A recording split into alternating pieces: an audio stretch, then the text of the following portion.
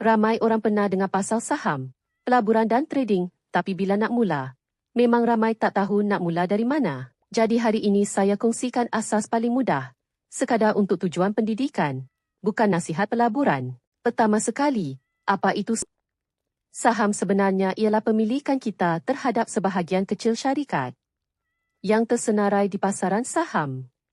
Contohnya, kalau kita beli saham MADIY, secara teknikal kita menjadi salah seorang pemilik atau pemegang saham syarikat tersebut. Seterusnya, macam mana modal kita boleh berkembang dalam pasaran saham?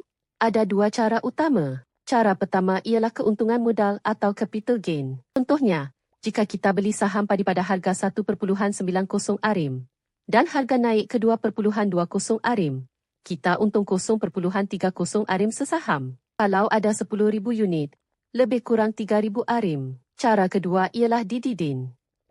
Macam kita terima dividen ASB, banyak syarikat tersenarai juga memberi dividen. Malah ada yang lebih daripada 2 kali setahun. Sekarang, apa yang menyebabkan harga saham naik atau turun? Pertama, prestasi keuntungan syarikat. Kedua, pergerakan sektor dalam pasaran. Ketiga, sentimen pasaran dan berita ekonomi. Dan terakhir ialah permintaan dan penawaran. Kalau ramai nak beli, harga naik. Kalau ramai nak jual, harga turun. Sebab itu saham bukan perjudian. Ia berdasarkan analisis dan maklumah, bukan nasib. Itu sahaja perkongsian hari ini. Jika anda mahu lebih banyak ilmu asas saham, jangan lupa follow saya. Kalau ada soalan, boleh DM bila-bila.